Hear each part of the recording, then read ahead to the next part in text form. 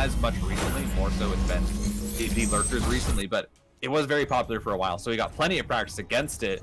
So we'll have to see what Rogue does. Pillars of Gold is our first map, and here in the bottom left, it is your Red Terran from Team Liquid. It's CLEM. And top right side, his opponent for today, Dragon Phoenix Gaming, Rogue.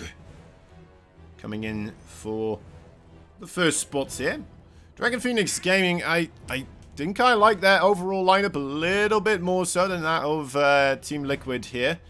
But then again, I mean, Harstem, Kellezer, the two other members for that are lined up for us, they have an opportunity to make a victory happen, right? In a best of two in particular.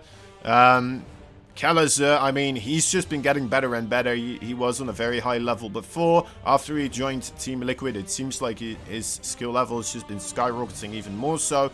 Harstem, a little bit to the wayside. Like, it's a weird man to predict, right? Because sometimes he just gets kicked out immediately in tournaments, and sometimes he just takes on the strongest player of the race at that moment in time, and he just 2-0s them or something like that, right? It's a hard man to predict.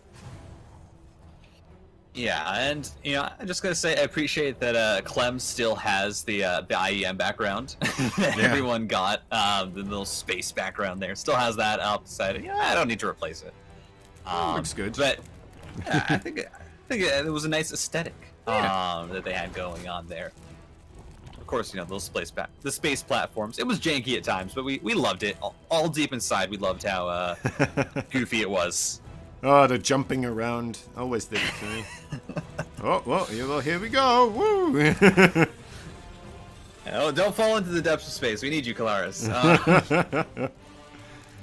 Yeah, I think for especially for Rogue, I'm very interested in how he approaches this. If he does still go for the Mutalisks, if he opts to go for more lurkers on this map, I feel like are good. I don't know if they are. I don't know if this is the best map for them, just because there's a lot of awkward choke points, and you know, the ramps aren't especially the best to really push onto, especially if your opponent's going into tanks.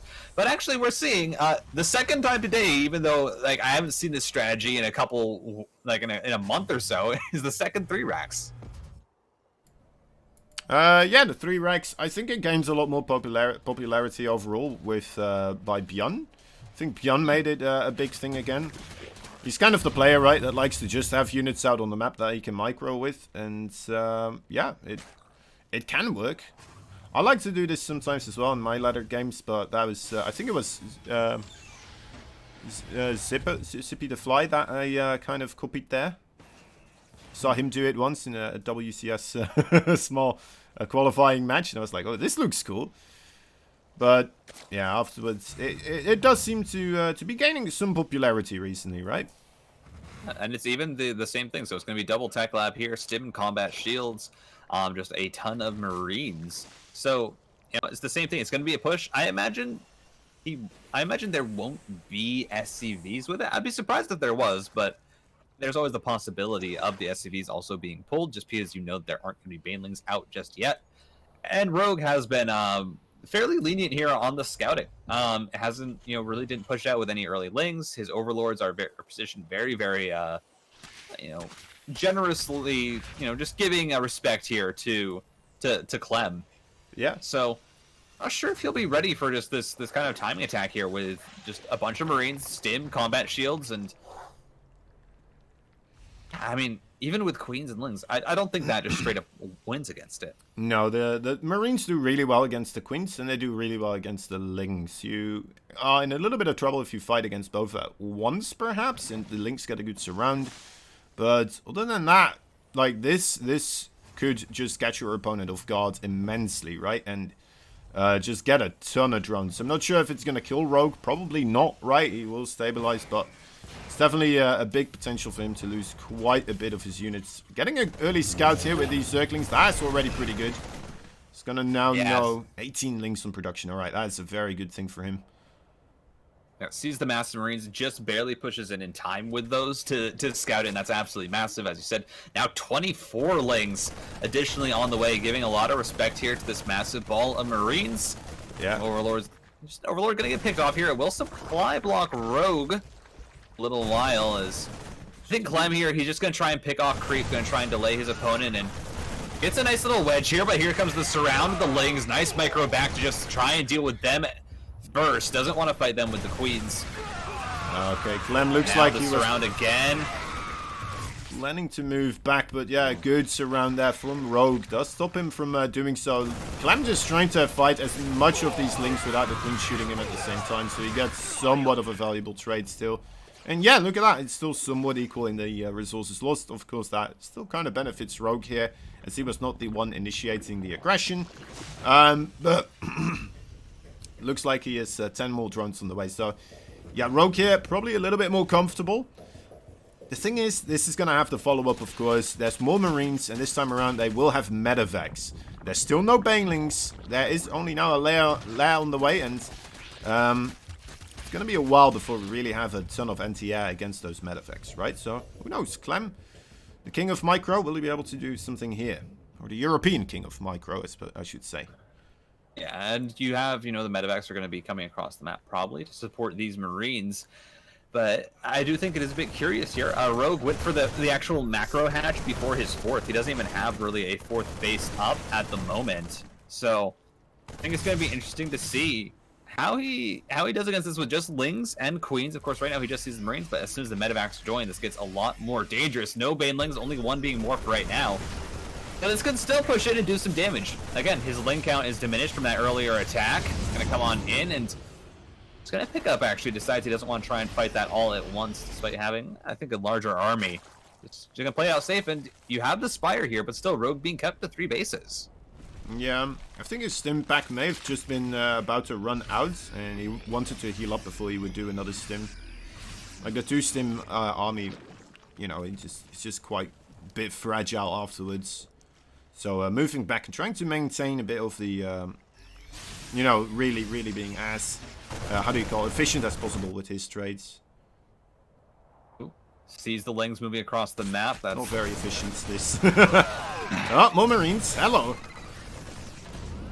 Yeah, 2 tanks as well in medevacs. Clem realizing that Rogue's moving across the map, and wow, okay, he's just gonna go for it at the 3rd. Gets some Marines in, gets them into a nice position, but he's going to get that mineral line cleaned up. But across the map, he is bringing 2 tanks. He's bringing Marines. There are Banelings here, but they're slow. They don't have central fuga hooks for another 10 seconds, but there are so many of them. God. Look at that splits. Need to, they need to be perfect. They have to be perfect here with speed now. I mean, you got to do a lot of work here as Clem. Getting the Banelings off creep. Tank shots are good, but tanks are going to start getting cleaned up now. But the Marines now in the follow-up, they should be enough here to start to do some damage. Liberator's getting sieged. Clem is trying to push this through. 3 more Banelings. Focus fire, not quite there. The front Baneling does get a nice hit. Still, a lot of Marines here. A tank as well being brought to fall up. This 3rd base might just die. There's no time for Mutalisks and Rogue. He pulls away the drones. I think he's realizing he might not be able to hold this. A good tank hit. Absolutely massive. The tank is cleaned up now, but the Marines are still here. Rogue is struggling. Only 32 army supply available for him. 6 Banelings morphing.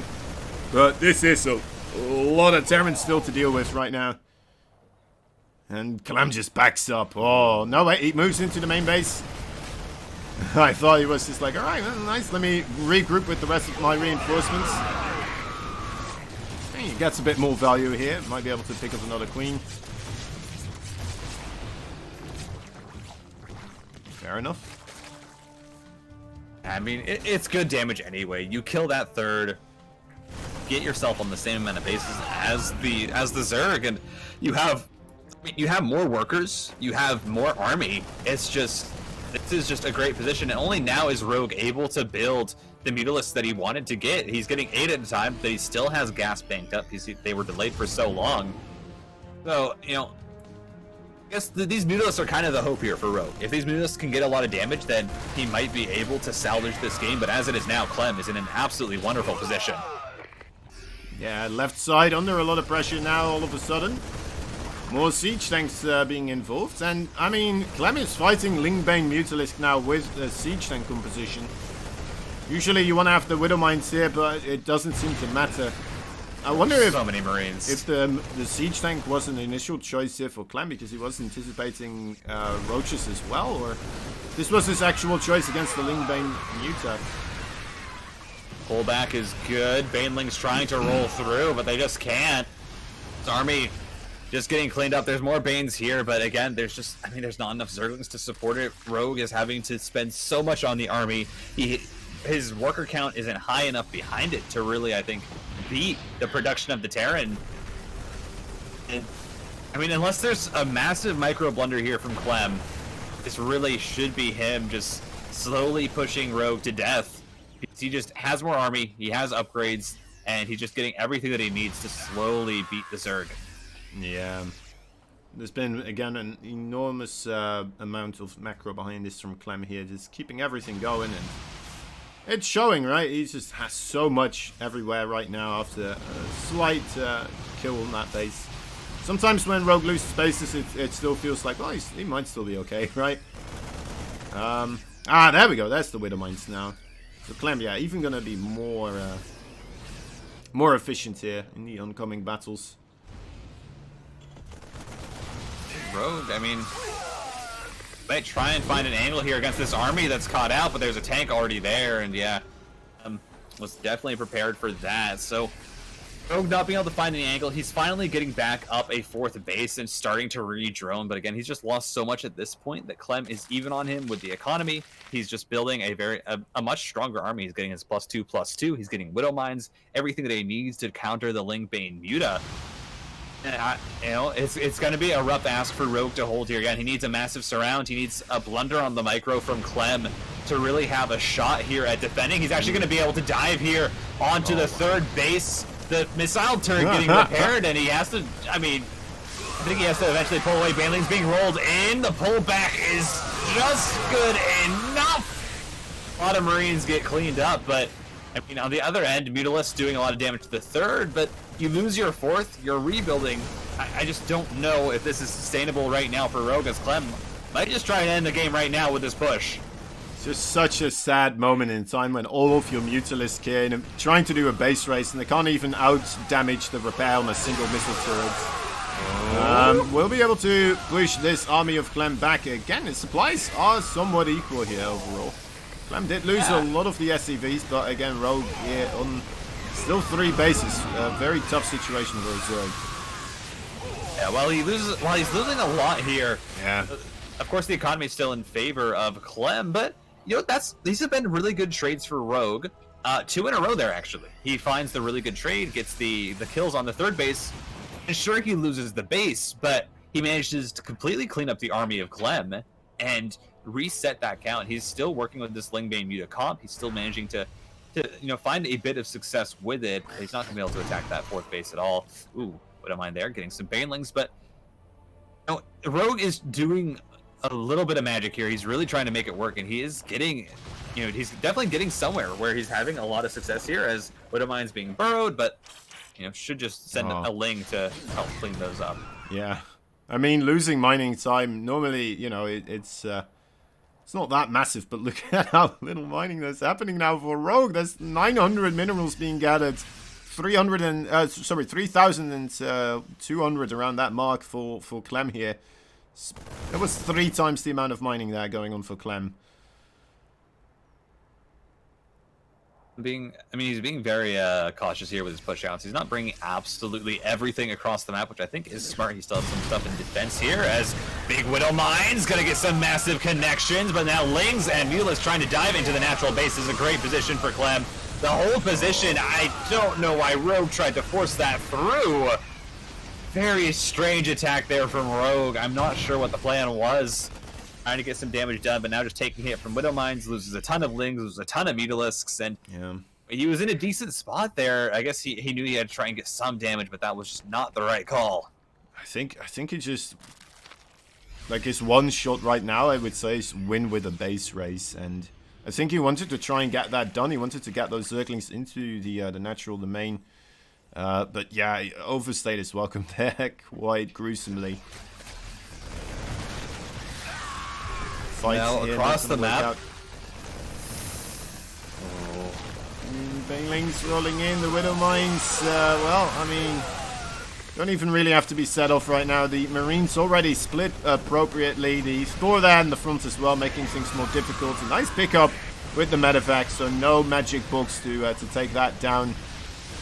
Great target fire, and that's the GG. CLEM taking that game number 1 here. Yeah, the original, the 3 racks didn't get a lot of damage done, but it didn't matter because the follow-up was so strong.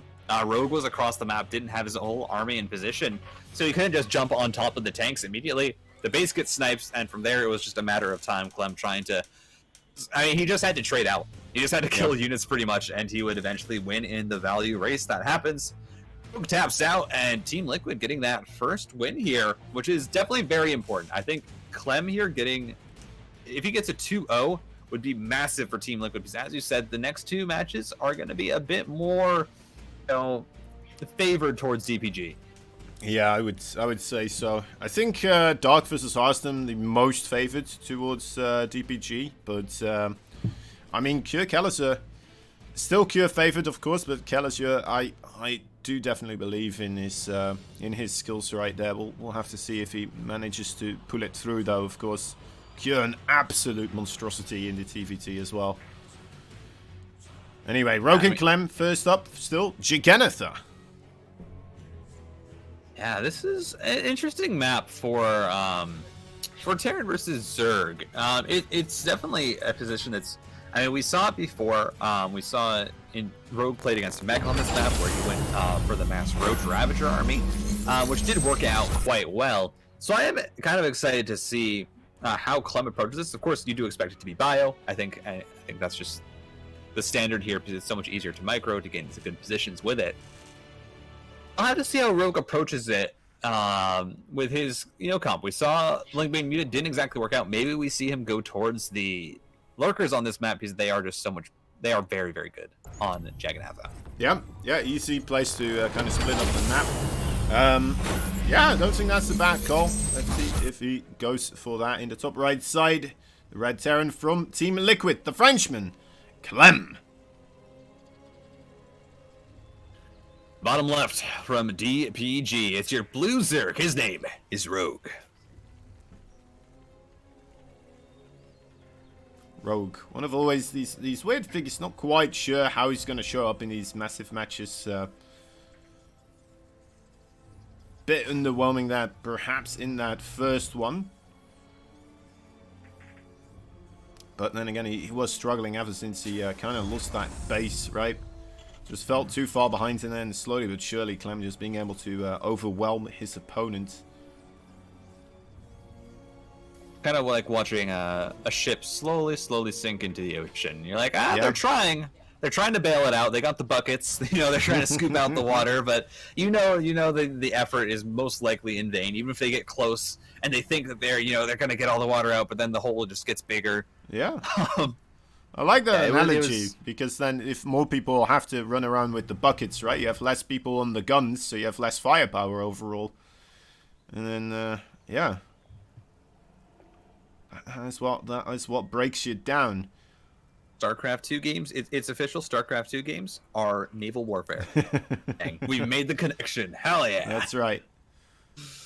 Right, that's a lot of good analogies overall, right? I like using boxing as well, just a left hook, right hook, or saying that somebody just dunked into someone. That's a nice expression, but I'm not sure if you really use basketball as an analogy then, maybe just a terminology instead. Yeah.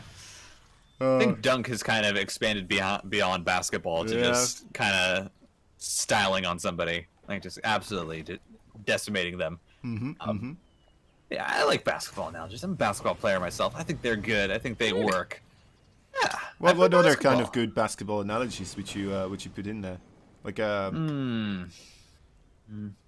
Let's say, I don't know. Like if you're in a 2v2, it's a lot easier because you can do like an alley-oop.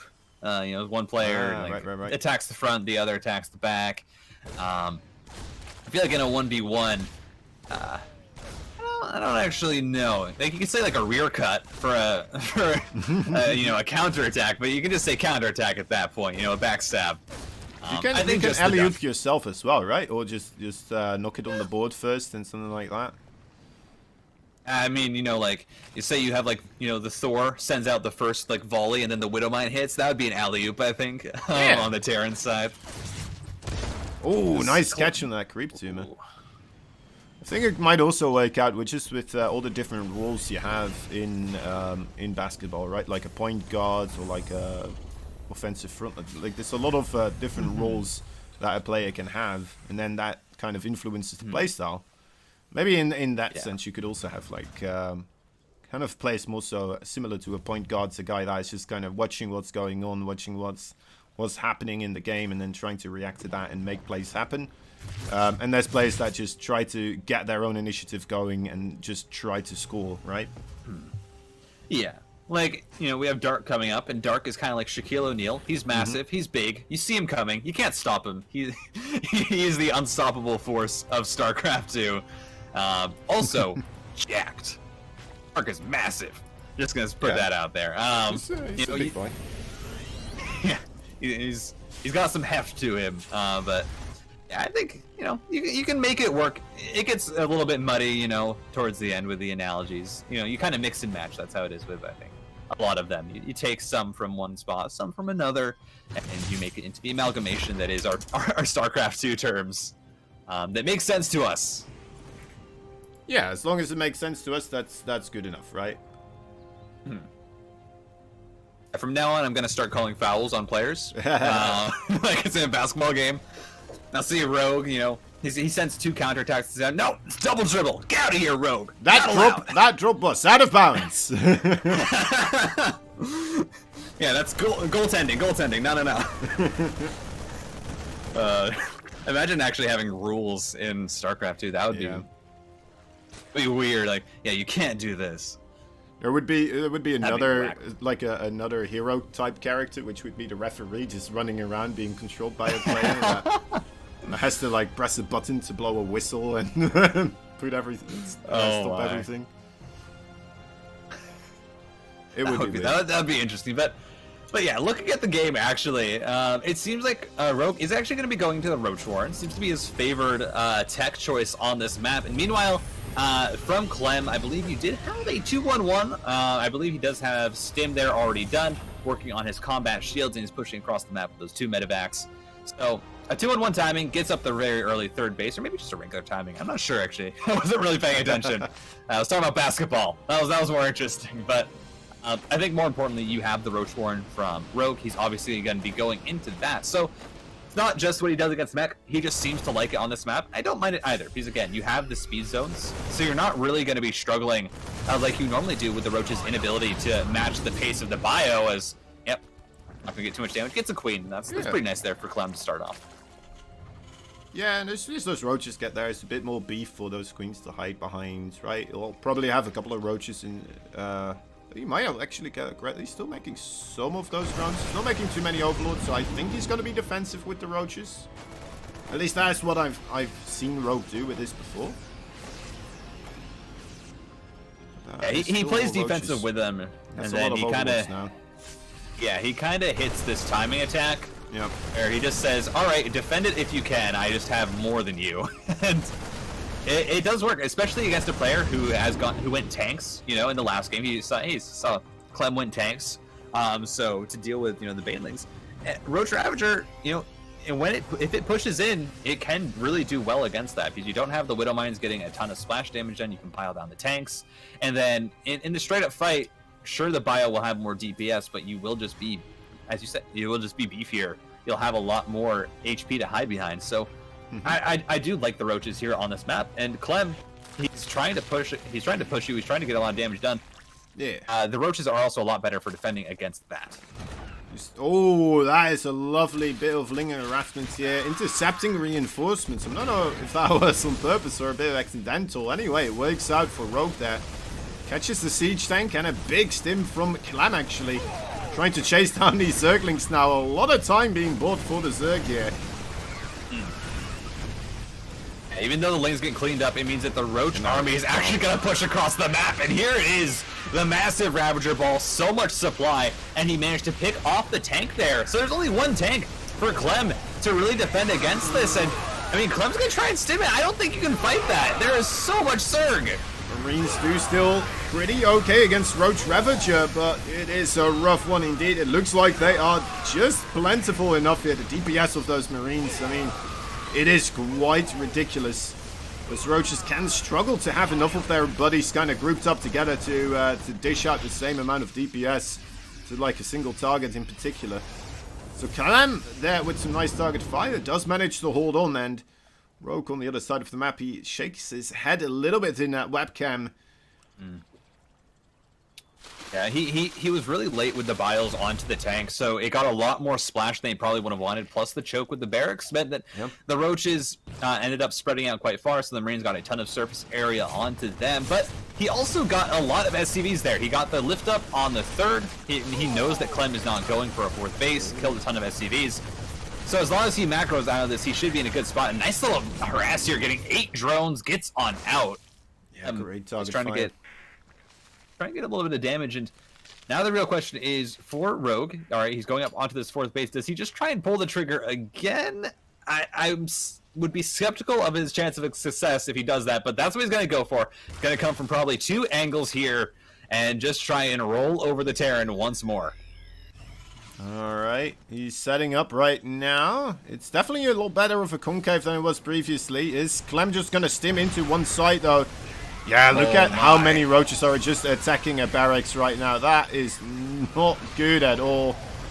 And CLEM just, deals with one flank instantly. He's going to lose a couple of those SCVs, but he's going to be pretty fine with this since this is an enormously committed attack by Rogue. Of course, the second one already.